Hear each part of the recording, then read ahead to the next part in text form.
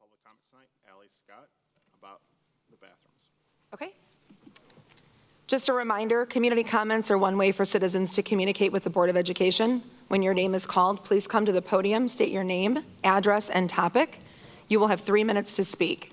Remember, this is a formal and official meeting of the Board of Education, and what you say becomes part of the official meeting record. If your comment involves a problem with a student, employee, or board member, please do not identify them by name.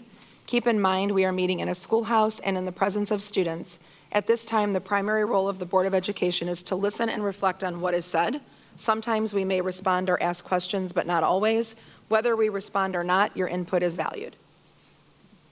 Thank you. I am Allie Scott. You can bend that if it is easier for you. Poor thing on your tippy toes. My name is Allie Scott. I live at 874 Frontenac Road, and I am talking about the bathrooms.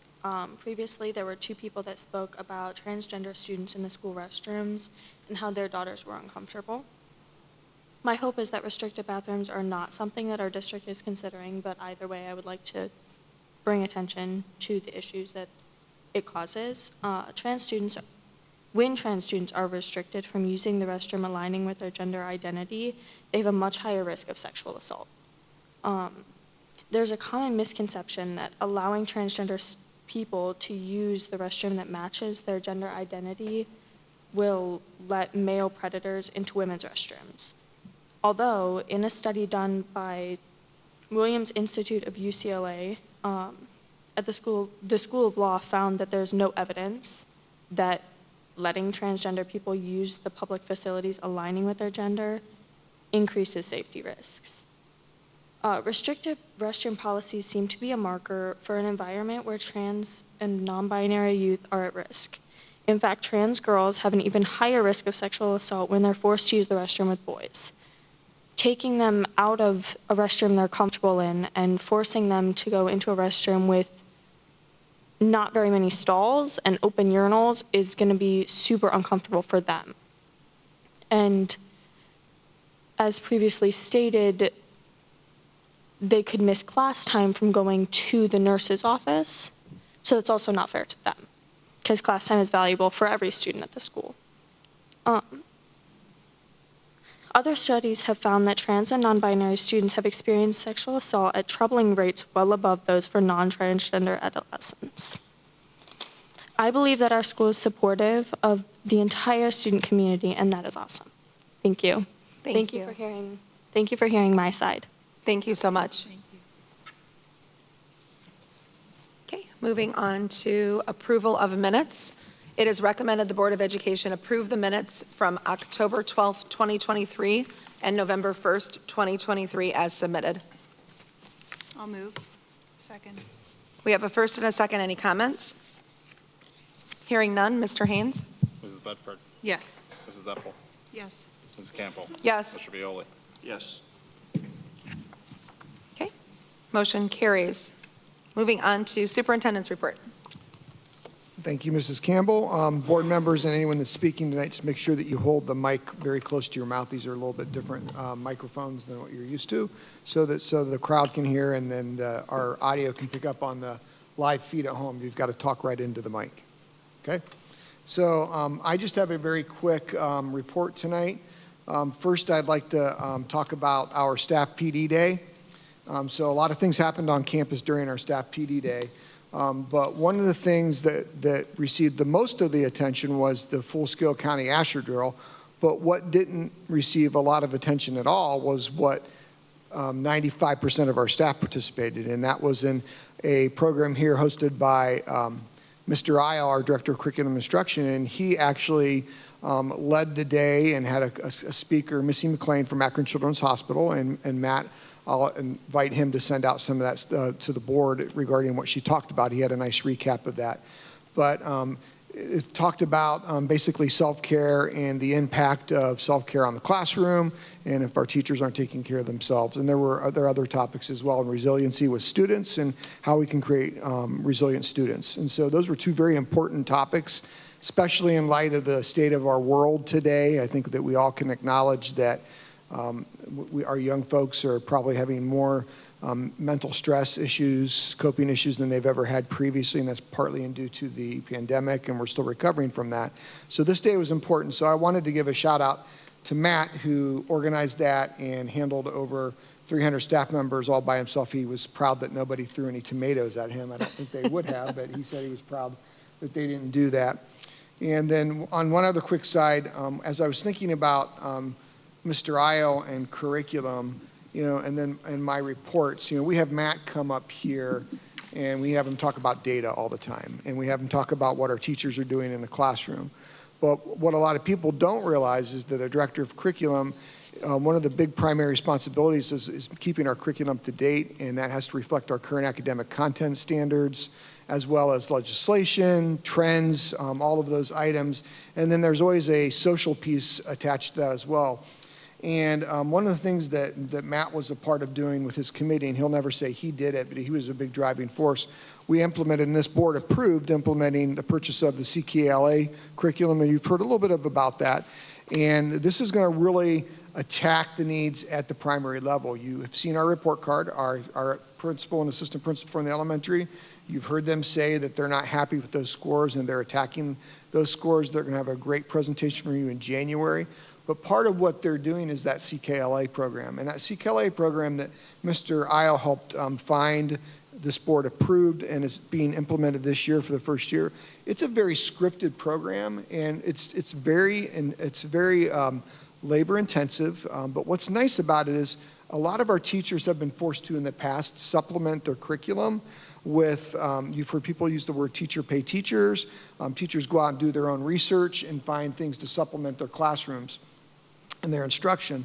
Well, what's nice about the CKLA program, it's a comprehensive program that addresses our content standards and really drills down into the science of reading. And what's nice is there's a significant amount of staff development for our teachers that goes into this, but it literally gives our teachers from day 1 to day 184 what to teach, how to teach it, when to teach it, and what to do if the kids aren't learning or grasping the concept.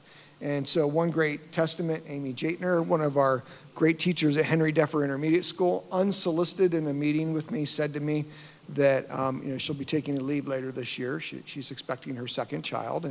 And she said that for once, she's not nervous walking away and handing her kids over to a sub, because the CKLA program is so well scripted that literally if the sub follows the program the way it's written and works with her partner teacher the way she should, or he should, we don't know who that sub is yet, that the kids will get everything that need to get. Now, it's not our A team, but they're going to be able to do that. So grab everything that they need. So, and it's really attacking our tier 1 instruction that's addressing all learners and giving them a good targeted approach to reading instruction. And what's really cool as well is what I like about it is that, there's no way an elementary teacher can cover all the core areas every day. And the CKLA program does a nice job of covering a lot of our social study content standards as well. So they're used, and if you look at historical testing data, a lot of our students, where they fall short on reading prompts and written prompts, it drills back into nonfiction text. And so the CKLA program uses a lot of nonfiction text to teach. So I just wanted to bring that up, give a shout out to Matt. He's someone that we don't necessarily recognize for shiny new programs but he's very important when it comes to what's actually happening in the classroom. So I wanted to give that shout out to Matt. So if we could give Matt a quick applause, I'd appreciate it. Okay, and then finally, this is a big one, and I'll condense it as much as I can. As you know, it was in several of my reports. It was in the newspaper. It was on Channel 19 News, Channel 3 News. This school district was asked we volunteered to participate in the Portage County Emergency Management, a full-scale Asher drill. And basically what we did is, unlike what any school district has done, and really county EMA has done in the state of Ohio, and what we did is we created, and it was over a year in the planning. Kevin Grimm, who's not here tonight, was also instrumental in the planning. I was a part of the planning process, and I'm going to talk about a couple other people here in a second. But basically what it was a full-scale active shooter drill where the players, the people that were participating in the drill, didn't know anything other than there was an active shooter at the middle school. They heard it over the airways, and we were testing all levels of safety forces. We had the Ohio State Patrol present, EMA present, we had the Aurora Fire Department, the Aurora Police Department, we had county EMA emergency management, like vehicles, we had the hospital systems, we had our own Streetsboro Fire and Police, obviously. We had members from the BCI and FBI task force present, and there were several other agencies that weren't named that were here observing. And we basically created a scenario where at 9 o'clock, an active shooter walked into the Streetsboro Middle School and proceeded down the hallway, firing a weapon several times. And unfortunately, as you would predict in this scenario, there were obviously fake, but there were victims, several casualties, and there were some fatalities. And so the idea of this drill was we even had 3 classrooms full of students, but the students were teachers. And they didn't know the scenario other than it would be an active shooter drill. And from the school district side of things, I will say that what we were testing was succession plans.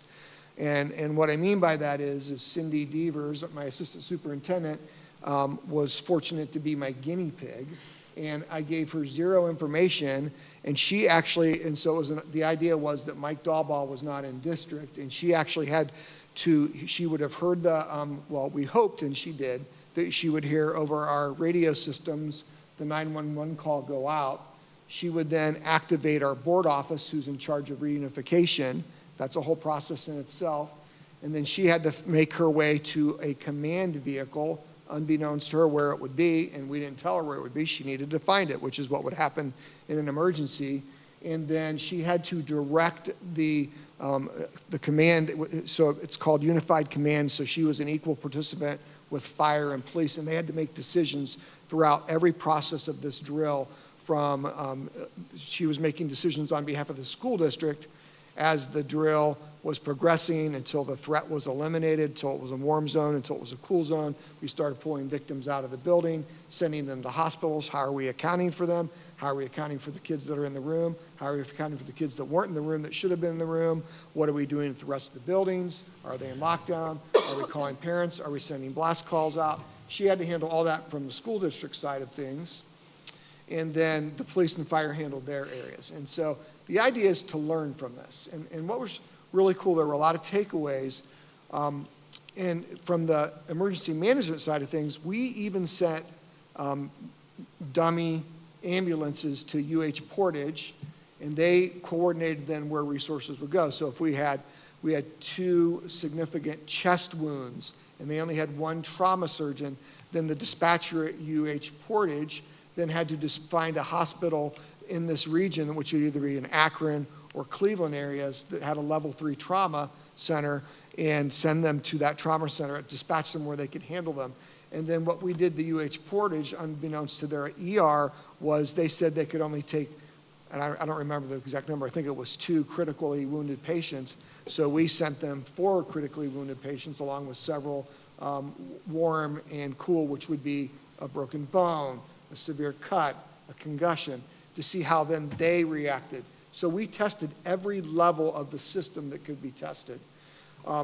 So a lot of that, it took a lot of that to pull all that off. And so internally, we had meetings once a month and sometimes more than once a month. And so I couldn't attend all the meetings because, as you probably realize, I have other critical meetings I need to be at. So by default, Andreas, where's Andreas? Raise your hand, Andreas. He by default ended up having to go to some of these meetings for me. And when Ryan Shackelford, the director of the emergency management, saw Andreas's level of knowledge in this field, plus the fact that he's the director of operations for the Streetsboro City School District, Andreas was dubbed unofficial knight of the drill, and he actually ended up managing all aspects of that drill, or most of that. And CJ, sitting over here next to Mr. Violi, also assisted with that as well, because it took a lot to manage our facilities to get it ready for this. And so I wanted to give a shout out not only to the classroom teachers that participated in this drill, our principal and vice principal at the middle school, Jude Taylor and Lee Wepler, but to Cindy, because she was really put in the hot seat and she really didn't know what was going to happen. It was a high anxiety moment. Even though you know it's a drill, your heart takes off, and you have to figure out everything that you need to do. And then a real tip of the hat to Andreas and CJ, but Andreas, you really did a great job managing it from start to finish. And then he ran our hot wash, which was our debriefing with our staff. What worked, what didn't work, what did you do when you heard the gunshots, because there were actual gunshots in the hallways. Did you lock your building down? Did you go to the safe spot in the room? Did you take attendance? Did you grab your go bucket, which contained all those essential supplies in a classroom that you would need in a lockdown situation? What did you do when you were escorted out of the building by the police to a bus? What did you do when you were on the bus?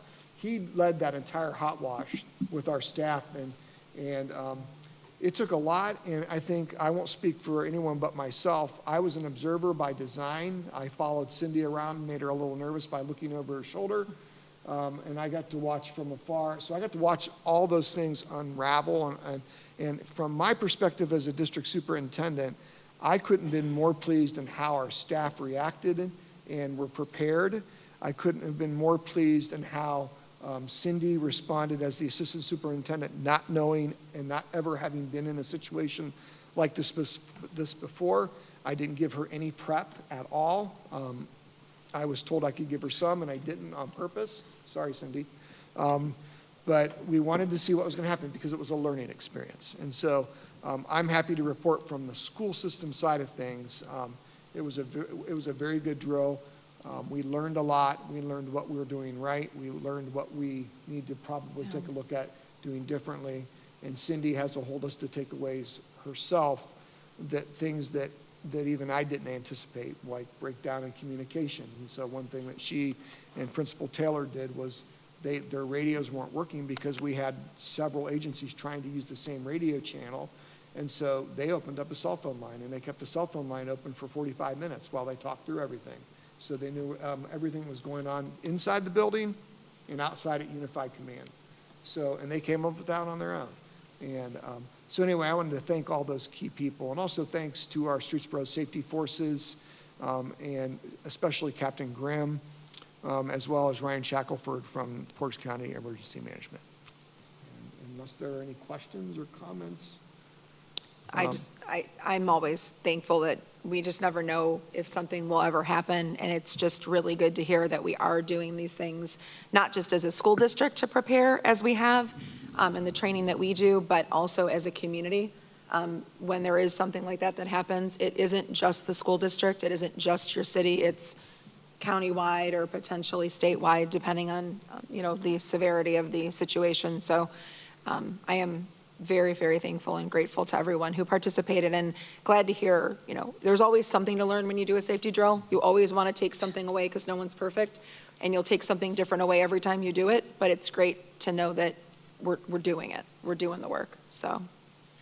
I just really quick wanted to say also Sue, Carol, and Danielle did an excellent job at the reunification site, which was the annex for this drill. You got to observe that. Yes, part. I was observing that after being in the actual drill. I ran over there to see that. So they did a great job. Amanda Hall did a great job from the transportation aspect of things. So,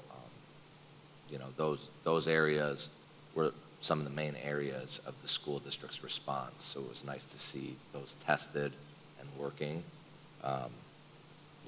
So I liked to see that, because that was the area that we were a little concerned about. There's always going to be some issues. We've identified some already. We identified some before the drill even started that we're still working to try and solve, but the conversation started. So that's and our level of preparedness, I think, is more so than any school district I'm aware of. And I've been told that when Andreas and I have done presentations at the state level on our safety program and our proactive response team here in the district, and the feedback we're getting from Homeland Security and other agencies, that our level of preparedness is significantly greater than any other school district that the people we talk to are aware of. So that should tell our community that we've really taken the safety of our students and staff seriously over the last 5, 6, 7 years, and we're doing our best. And CJ, thanks for mentioning those people that I forgot to mention. I'm always afraid that I'm going to not mention somebody, so I appreciate you doing that. There was a lot going on that day. Julie and Lee also did excellent, and their front office staff responded the proper way. They called 911 when Called they heard the 911, they hit the gunshots, panic everything. button. They got where they needed to get. Lee didn't tackle anybody like he said he was gonna, so that was a bonus. But no, in all, it was good. We're lucky and fortunate that we had the ability to do Yeah. that. Yes. And big thanks to Captain Grimm, because he was huge in bringing that here, Ryan Shackelford. And, I mean, the man's wearing neon in the audience. Like, he's the real deal out there when it comes to safety. So none of it happens without him, and that's a fact. So. Yeah, and Mr. Grimm worked for months. Oh, You know, tirelessly. the preparation isn't just, hey, let's have a safety drill. It's months of And preparation made sure for that many Andreas, people. myself and Mike were included in Yep. every step and looped in on everything. And if we weren't doing the thing that we needed to do, he made sure that he gave us the gentle nudge to do the thing. So it's good. It was really nice. Excellent. Okay, that concludes my report. Okay. Moving on to treasurer report. Perfect. Mr. Haynes. I still haven't called you the wrong name yet. Yeah. Give it time. It'll happen. There might be I long, have zero faith in me, There's Mr. long- Haynes. long- Zero faith. long pauses, but not the wrong name. Yeah, there might be long pauses. where I'm like, Mr. Haynes. sometimes those are intentional, just for fun. Well, I will say before I start, I just want to say thank you to the public on behalf, I think, of all administrators. The levy passed this week, and that was extremely needed. So I just want to say thank you again. We're glad to talk about it now. Yes. Well, I was going to say, I was waiting to see if you said something Right. before, because I want to say something as well. I'll wait until we talk about new business. Me too. It's passed, you know, so we're not talking before it's voted on, so yes, we can talk about it. So once again, Good, I'll talk about it later then. we're just very appreciative Yes. of the public. Very, for very the appreciative. approval. Accurate. So I also will say that I'm really sad that I think today I might talk a little bit longer than CJ, so I apologize, because Oh, boy. he only has, I think, one item, maybe two. So I apologize That won't stop. in advance. And these PowerPoints are in our agenda, correct? Yes. Okay.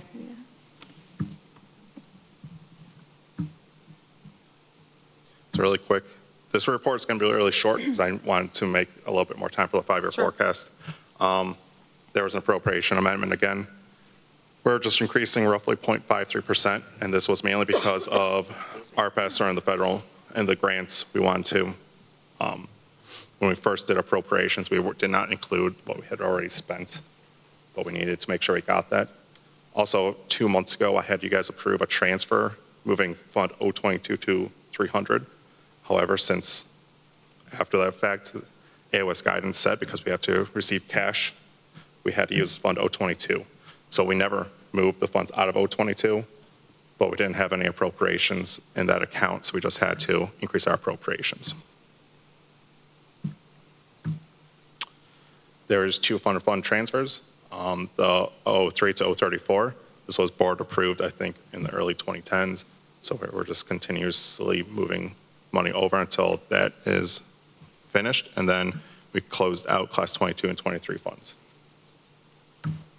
General fund report, once again, it's the same concept as it has been for the last few months.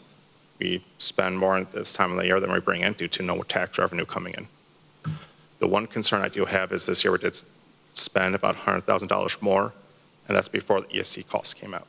So the ESC was late getting back to us on taking that out of our foundation.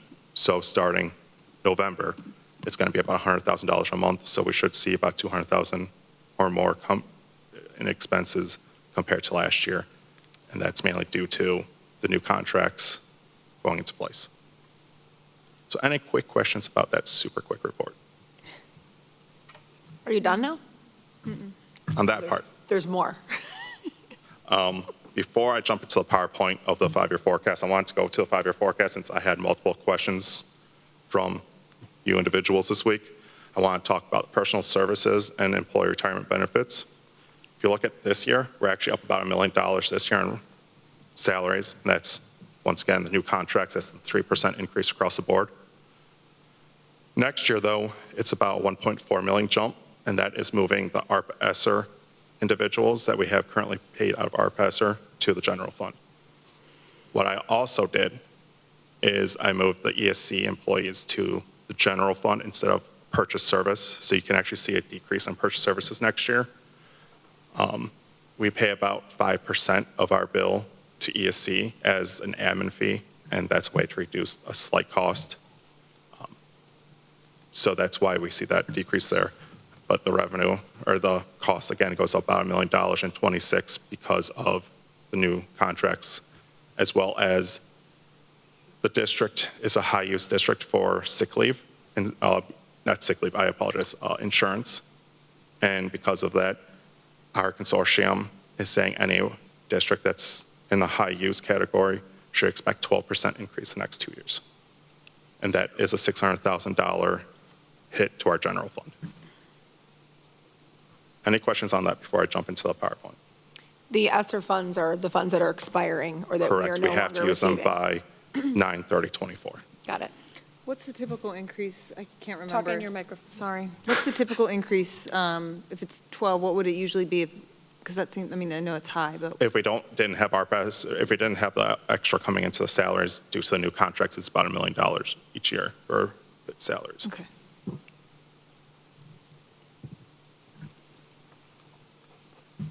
And those healthcare increases, I mean, companies are seeing that across the board. Everyone's seeing I it mean, across the everyone's board seeing the because increase. yes. When you have higher utilization, Yes. it just is even higher. So we'll jump into the 5-year forecast. Some of it we'll skip through quick, but Mr. Dalba has something. No, I was just going sorry. to tell the board, I am on the trustees board for our health consortium. And unfortunately, we've been in a high-risk category for several years. Every year, we hope that we're going to get out of it. If we eventually get out of it and move to the middle or bottom tier, that's going to be between a 6 and a 10% increase Yeah. instead of the 12%. Yeah, that's what I was looking for. yeah. Okay. And that 12% actually went up to the 12% because we are depleting our reserves this year quicker than we had anticipated, because now people are going to the doctor finally, and a lot of people ignored going to the doctor, and now, unfortunately, have discovered they have maybe some life-altering illnesses. So that's what's happening clearly across our consortium and across the United States, from what I understand. So that's why it went from a 10%, I think Kyle planned a 10% Yep. increase, Yeah. but Brian's doing a 12 because Yeah. we advised all of our district treasurers to do that because of the spend down in our reserves. Sorry, Brian. Nope, you're good. Quickly, the 5-year forecast is our higher revised code requirement to provide the board basically a 5-year projection that we have to submit by November 30th, and then an update by May 31st. Our only fund that is really forecasted is our general fund, but the general fund is our most important fund, and that's why. The purpose is to engage with the board and the community in trying to do some long-term planning for the district. And it provides a method for the Ohio Department of Education, which is now due. I need to update that. And the Auditor of State to identify school districts with potential financial problems. Basically, if you're going to be at a negative cash balance 3 years out, you're in fiscal watch. If it's 2 years out, you're in fiscal caution. And fiscal caution basically means the state is here running the finance to get you out of fiscal caution, or fiscal emergency, I apologize. We shouldn't get to that state, but we need to reduce costs somewhere to avoid that 2 years out from now. And before I get into the numbers, what I will say is very hard to project 5 years out. However, you do have a good idea of where we'll be 5 years out. Just from past experience, you can correctly predict 1 year, and then even 2 or 3 years out, there can be so many variances that change over that time that, that's why we do an update each year, as well as update our budgets throughout the year. So this is a quick graph of just showing where we're at and where we're going to be. This does not include our levies, which, because of the timing of when the levies passed, that is not forecasted on here as revenue going forward. It's a projected revenue. starting this year, we do expect to see a cash deficit at the end of the year, or deficit spending. Overall, we receive 72% of our revenue from real estate taxes, which is very high. We don't receive much from the state at all anymore. We are on the guarantee. However, the guarantee is not a guarantee going forward. The next budget, there are talks that that guarantee might be gone. So that means we might receive less from the state foundation. Once again, it's early talks, but that's something to be thinking of going forward. Brian, can you go to the slide previous, the graph that you had? The blue lines are revenues coming in, Sorry. right? Yes, blue is revenue, red is expenses, green is our cash balance at the end of the year. One would think that because we passed the levy and we have a pretty steady income, that you wouldn't see that line dip. You would see a line dip between fiscal year 26 and 27 instead, if due to the levy passing. Okay. Yes. Just wanted to bring, I mean. Nope. it's- But We're at Brian, a that's- level right now that we shouldn't drop below unless a levy doesn't pass. right? No, even if we pass all of our levies, we would start looking at a negative cash balance by fiscal year 27. Revenue coming in though. That should be a little bit more level than it is now, yes. Some highlights. Next year, we are going through a reappraisal, which, we're estimating a 5% increase in values, which is, that's just a very cautious look at it. But I'd rather expect, plan 5%, and then if we only get 5%, you see where we're going to be. Right. House Bill 33, the one that just passed for our budget, it provided very little more revenue for us. It is about $50,000 a year, I believe, so it's very minimal to our bottom line. Renewal of our levies is very critical, once again. Very appreciative of the public for passing this past levy. But our current projected is to have a deficit next year, which put us in fiscal watch, and then we'd have to start working with the state to how to cut costs. For our expenditures, our revenue or our salaries and benefits is roughly 84%. ODE suggests 80%. So we are 4% over that. I will say we don't use the ESC. I come from a district that uses that for about $800,000 for employees, right? So I think we do a very good job here by employing individuals instead of purchase services. However, we do need to try to bring our costs down somehow. And we're at 84.2% of wages and benefits. Correct. Traditional companies are 85%. I mean, you typically see businesses in the Right. 80 to 85% range for salary and benefits. So we're not far off there, unfortunately. For schools, We're not selling widgets, right? I mean, we're Correct. trying to educate with very Our income is very generous fixed. tax dollars and, It is fixed unless we go for a new levy. correct. Yeah, that's what I figured. Deficit spending, like I said earlier, starts this year. And you saw wages and benefits are growing at quite an unsustainable rate with our current revenues. ESSER funds will be depleted this year, which overall will increase about, I know this is 837,000, that should have been 437,000. Our special education needs have really increased over the last few years in our district, which is most of our purchase service expenses.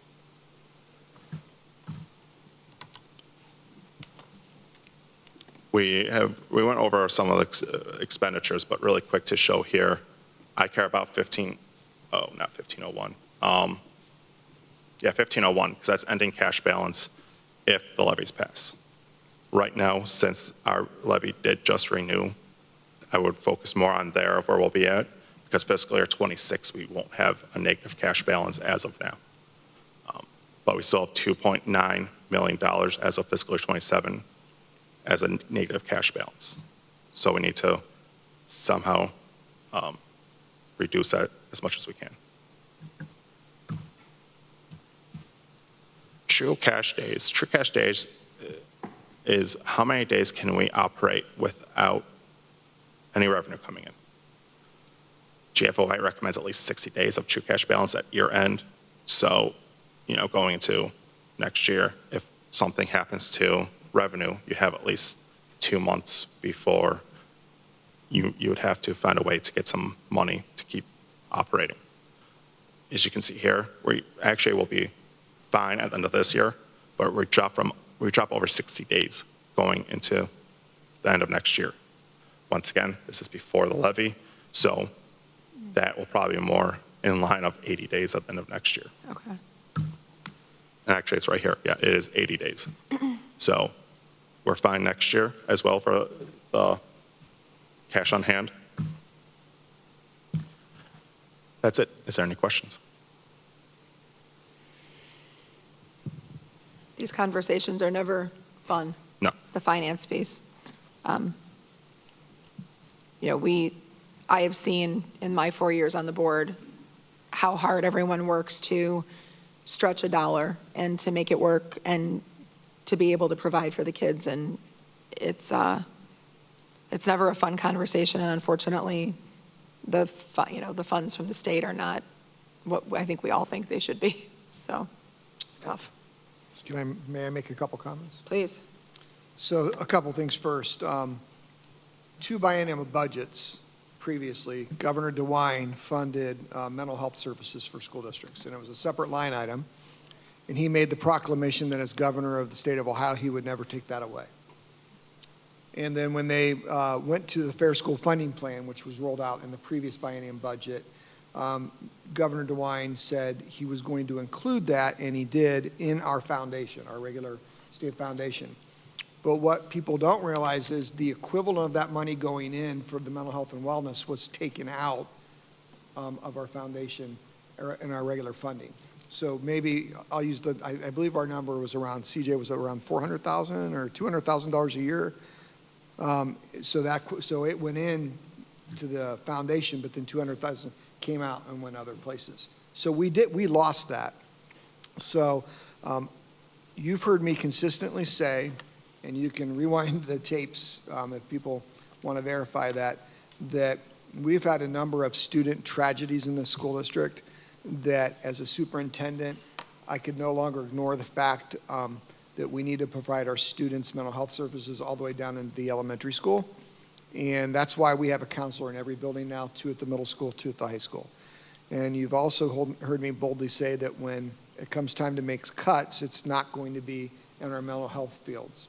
And we're not going to do that as long as I'm sitting in the seat, because of all the things that you already know and with what we've talked about. We've had enough tragedy. We don't need to recall all of that. But the reason I'm pointing this out is that was an important part of a biennium budget 2 budgets ago that was taken away. We tried to cover some of that with ESSER dollars, but that is part of what's coming back into the general fund. Secondly, when CJ was our CFO and I was superintendent, and we did a presentation in the DEFR cafeteria, and it was a little over 5 years ago, and we said that if we can pass this 9 mil levy, we're 90% sure, there are always those factors that you don't know, that we can sustain that levy for at least 5 to 7 years, and hopefully 10.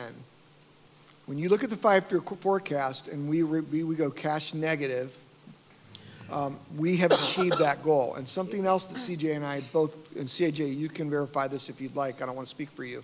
We also said that at the end of that 5 to 7 years, with a renewal of that 9 mil levy, that we would absolutely have to put probably a 2 to 3 mil levy on the ballot.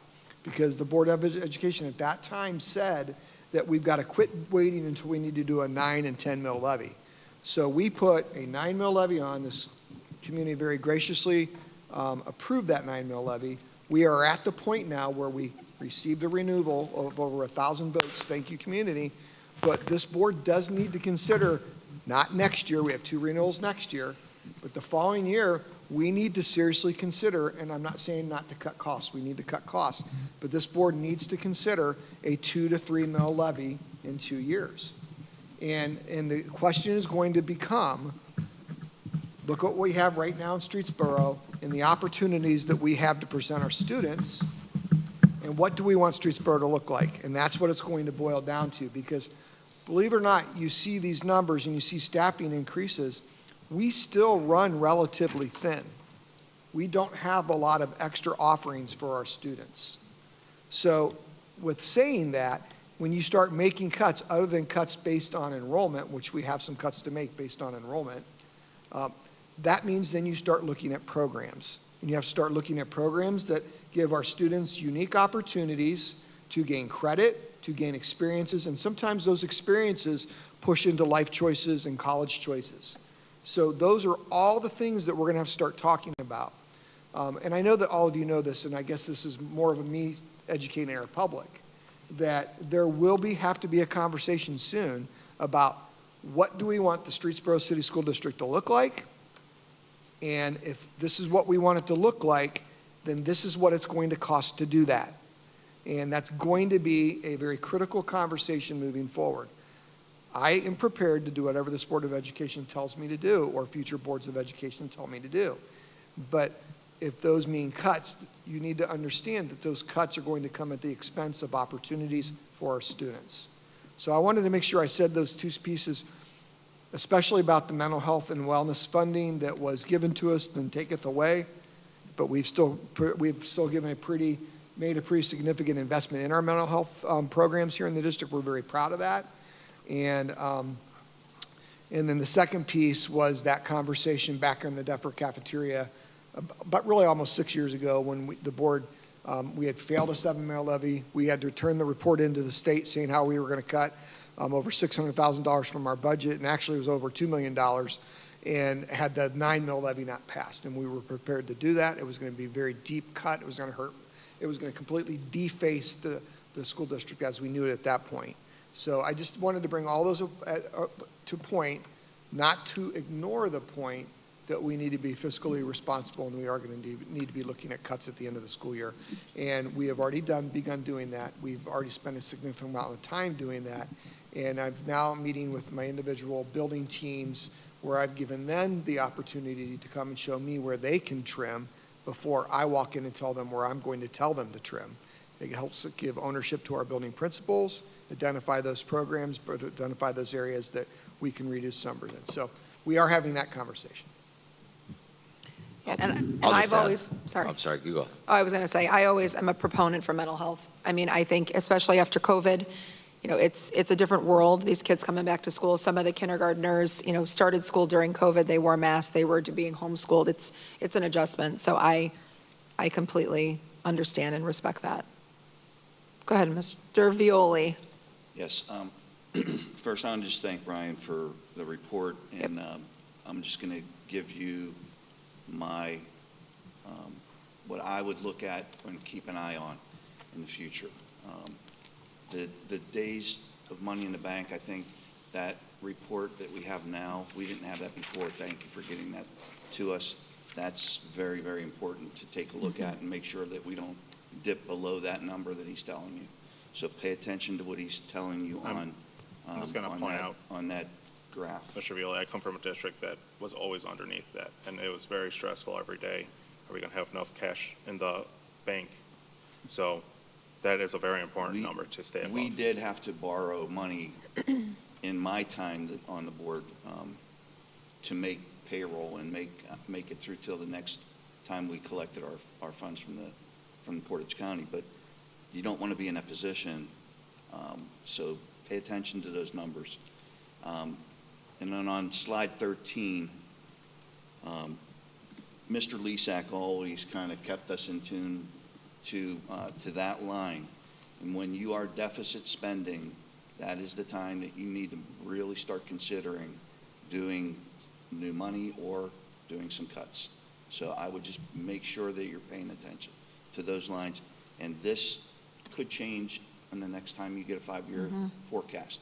So was it Matt Jordan once said, Shot in this time. is a snapshot in time, and it will change, and it does change, but those numbers still creep back in, and I would just pay attention to that line 6.01.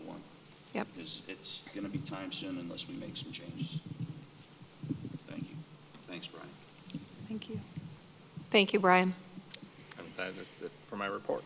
Okay. Moving on to Chief Business Officer's report. Thank you, Mrs. Campbell. I'd like to just start by thanking the public for renewing the 9 mil. That was something that took place about 5 years ago, 6 years ago. It's a very tough conversation and effort. And I'd like to thank the levy committee also for Yes. the hard work that went into helping that cause the first time around and this time around.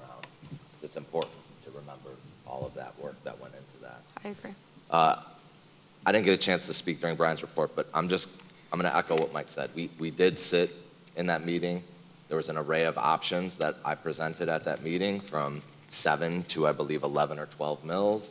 I gave how many years I felt each number, millage-wise, would get us, and the 9 was right around that 7 years, and that the conversation would start around year 5 of what to do next.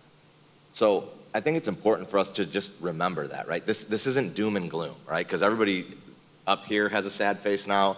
Everybody I'm looking at in the audience has a sad face. Like, the district's not going to crumble tomorrow, right? We're okay. And we're financially sound right now. We just have to have these conversations to think about what the future is going to look like of the schools. And that is our job here, and it's our job to inform the community of that when there is a need. So these are good conversations. But please hear this. We just renewed in 9 mills, Yes. right? Brian's doing his job by giving us that report, and that's an important piece of what we do. I will agree with him. 4 to 5 years out is impossible to even think about what the financial picture is going to look like. You're not going to be able to do it successfully. There's going to be a new biennium budget. You have no idea what that's going to look like, and it always changes the way schools are funded. So that's not even, we have to think about it, we have to look at it, but it's going to change 4 more times, 5 more times before we ever even get to that point. So we're going to be thankful and grateful that the renewal passed, and we're going to continue to look to the future to be financially sound. That is what I know this Board of Education will do, the new Board of Education will do, and I know that the administration team will work very hard to do that. I know my eyes are always on it. I have conversations with Brian just like I did with Kyle, and we'll make sure that the right things are brought up. We do need to start thinking about, even with some cuts, what is it going to look like? Is it 2, 3, 4? Because we can never get in a position again where we have to put a 9, 10, 11 mil on the ballot. Agreed. That can't happen. So Yep. I'm glad these conversations are taking place right now. And the community overwhelmingly supported this. Yes, 1,000%. So, and I will say thank you as well. Yes, in my time here, the community has always done what was right for the school, in my time here, and I am forever thankful for that. And I think they do that because we are responsible. Yeah, I would agree. So, I mean, I think we show it every single day. I think that the awards that have been won in the treasurer's office show Yep. the transparency and the thought that goes into the finances often, the checks and balances there. So that's all a big deal, and it's been consecutive, right? It hasn't been like one-off. It's been back to back to back to back to back to back, and hopefully we'll be celebrating another one soon. And then also going off of the election, I want to thank Mr. Violi and Mr. Grimm. I know next month will be, the end of it for you guys, but you both have been here since I started here. You hired me after talking with my wife. I'll throw that in there. But you did have to talk to her, that's for sure. But I do want to thank you for your years of service, and I will thank Mr. Grimm next month. But it goes a long way, and mentoring new board members, mentoring me as a new administrator here, that didn't go unnoticed, and I appreciate you as a board member and as a friend. So thank you. thank you. And the same goes for Mr. Violi. And then I'd like to congratulate the new board members. I see Mrs. Epples up here, so congratulations. Mrs. Campbell's up here. And then Mrs. Scott, congratulations. And I've never had a chance to formally meet you, but I believe you're Mrs. Rich. And so congratulations and welcome, and thank you for being here tonight. So now that I'm done with that, I didn't get to talk during Brian's report, so we can't really count that towards my time. I totally count it because all of Can't do it. You can't get You sappy can't do about it. board members No. leaving yet. No, We're and I not was doing that asked till to be next short. month. So this is what we're going to do. We're going to start the timer now. Let the record show. We're going to start the timer now. How do you get to make the rules. Right. Because that's what I do. Easy. It's the Italian in me. Digital sign, right? Let's talk about Mr. Violi's favorite topic. We're going to make a push to try to get this thing in before you're gone. But if you are, we'll do some sort of ribbon I'm sure there'll cutting be a- ceremony and put Yes. your name on that sign. Ribbon. So, A ribbon. but what I have been told is we are permit. Excellent. So we'll be moving into the next phase. Next phase is Excellent. we're going to be testing some of the electricity down there, making sure that everything's right. If we got to add some things, we will. If not, we'll be ready to roll when the time's right. So, You have a chance to talk to the city, tell them thank you. yeah, will do. Absolutely. So I wanted to just share that with you. And then we have one rental agreement tonight for Junior Rockets. Okay, That concludes my report. Awesome. That's quick. Yep. thank you. Okay, moving on to board reports. Mrs. Bedford? Oh, it's a long one. I'm not going to read all of it.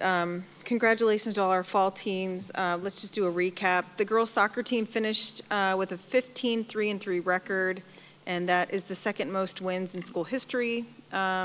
This is coming from Mr. Tvpa. This team is probably the best defensive team we've had, only allowing 1.14 goals per game, and had 12 shutouts this season. So the girls won the MAC for the 5th time in 7 years, advanced to district finals for the 3rd time, and their coach, Ryan Willard, was coach of the year. So they had a fantastic season, and I know a lot of these girls, and they're fantastic. So congrats to them. Boys golf, they were 10-8 overall, the best since 2014. Their MAC record was 10-4, so they got 3rd place. The boys soccer team had a record of 9-6-4. They were 3rd in the MAC, and there were on all of these kids, there were tons of them that have honorable mentions or first team. Portage County. I'm not going to go through all of them, but we've got some really talented kids here in Streetsboro. The boys cross country team was 5th in the MAC and 13th in the Lorraine district, so they ended nicely. Girls cross country was 4th in the MAC and 6th in the Lorraine district. The girls qualified for regionals for the first time since 2003. So they're awesome for those girls. Girls golf, second, they were 2nd overall in the MAC with 14-6 overall record. And Sam Clark was MAC Player of the Year. And then we have 2 more. Obviously, football, we just ended with a close, unfortunate loss, but the boys played their hearts out. The football team was 9-1 in regular season and 10-2 overall. And they had a fantastic season, so kudos to all of them. And the last one that we have here is the volleyball team. The girls were 12-10 overall, placing 3rd in the league. And they also won a playoff game here at home. So we had 3, I will mention these coaches of the year. We had 3. I had mentioned Ryan Willard for the girls soccer team, Tim Foster for the girls golf, and Paul, anybody want to help me with his last name? Christmas Yep. Boys soccer, they were all coach of the year. So that's pretty cool. Excellent. And then I do not have a report, but I'm going to use my 2 seconds to say thank you to the community and thank you to those who participated in promoting the levy. We are, like I said earlier, you stretch the dollar as much as you can, you pray for what you can get, and we're very, very thankful for that. So the other thing I would like to say is also congratulations to those who have been chosen for school board for next year, for 2- and 4-year seats. As someone who's been volunteering in the district for 20 years, it's amazing to see people put themselves out there for a position like this of leadership, and I'm extremely excited to work with everyone next year. So, Mrs. Eppel. I don't have an official report, but I would like to echo that. Thank you to the community for passing the levy. As you can see with the presentation, we needed it, and we will do our best with the money that we have. Absolutely. Since Mr. Grimm is playing hooky, we'll move on to Mr. Violi. He's not feeling well, but I know he's watching at home, so hopefully he's laughing. Okay, so I don't have much to report on Maplewood, but I will tell you that this is, I think, everybody's favorite subject is food. Yes. And the restaurant at Maplewood's closed this week for sit-down dining in, but they do have freezer-packed dinners that they're offering this week, and they feed 6 to 8 assorted varieties, $20, and quarts of soup for $8, and there is I'm not even sure how to pronounce this one, but I'll skip that, wild mushroom, lobster bisque, butternut squash, and New England clam chowder. So if you get a chance to run over tomorrow, you can get some stuff for the weekend. Just go during the day? Sounds really yummy. Yeah, it sounds really good. That's all I have to report. Thank Well, and you. our kids were just with the sophomores were just at Maplewood yesterday, right, some of them? So I heard some good things coming back from there. Great. Okay. And I echo the same as everyone else with congratulations to the new board members, and thank you to the community once again for supporting. All right. Let's move on to consent agenda items. It is recommended the Board of Education approve the consent agenda items B through K. I'll move. I'll second. I have a first and a second. Any comments? So I would just like to thank those who made donations. We had a donation from Walmart, from Step 2 and Sealess Heat Technology. 2 of those donations were to the Middle School Robotics Club. So that is great to see those programs supported by local businesses and communities. So I'm very thankful for that. There's no additional comments. Mr. Haynes. Mr. Violi, Yes. Mrs. Bedford, Yes. Mrs. Campbell, Yes. Mrs. Epple, Yes. Okay, motion carries. Moving on to superintendent's recommendations. I do not have any recommendations this week. Okay. And moving on to treasurer's recommendations. All right, I have 3 tonight. Okay. First, it is recommended that the Board of Education approve the November 2023 5-year forecast as presented and authorize the treasurer to submit the forecast to the Ohio Department of Education. I'll move. Second. We have a first and a second. Any discussion? Hearing none. Mr. Haynes. Mrs. Bedford, Yes. Mrs. Epple, Yes. Mrs. Campbell, Yes. Mr. Violi. Yes. Motion carries. It is recommended the Board of Education approve the amended appropriations for fiscal year 2024, and estimated resources will be adjusted as needed for permanent appropriations. I'll move. Second. We have a first and a second. Any discussion? These are just the normal appropriations, correct? Correct. That we see? Okay. Okay, Mr. Haynes? Mrs. Campbell, Yes. Mrs. Epple, Yes. Mrs. Bedford, Yes. Mr. Violi. Yes. Motion carries. And the last one, it is recommended the Board of Education approve the transfers for fiscal year 2024 as attached. I'll move. Second. A first and a second. Any discussion? Okay, hearing none. Mr. Haynes? Mrs. Bedford, Yes. Mrs. Epple, Yes. Mrs. Campbell, Yes. Mr. Violi. Yes. Motion carries. That's it. Okay. Moving on to Chief Business Officer's recommendations. Thank you, Mrs. Campbell. I have one recommendation this evening. It is recommended the Board of Education approve the facility rental agreement between Streetsboro City School District's Board of Education and the Streetsboro Junior Rockets. I'll move. I'll second. So first and a second. Any discussion? They're just asking to have their end-of-year award ceremony Banquet. in the auditorium. Yep. Okay. Mr. Haynes? Mr. Violi, Yes. Mrs. Bedford, Yes. Mrs. Campbell, Yes. Mrs. Epple. Yes. Okay, motion carries. That Any- concludes my recommendations. New business? Any old business? Mr. Violi? Got 2 more times. All right, We got it covered. Just in the nick of time. just in the nick of time. All right, so moving on to Board President's recommendation. It is recommended the Board of Education enter into executive session to consider the compensation of a public employee or official and the employment of a public employee or official with possible action to follow. And So move. Second. we have a first and a second. Mr. Haynes, can we also add item E? Yes. Thank you.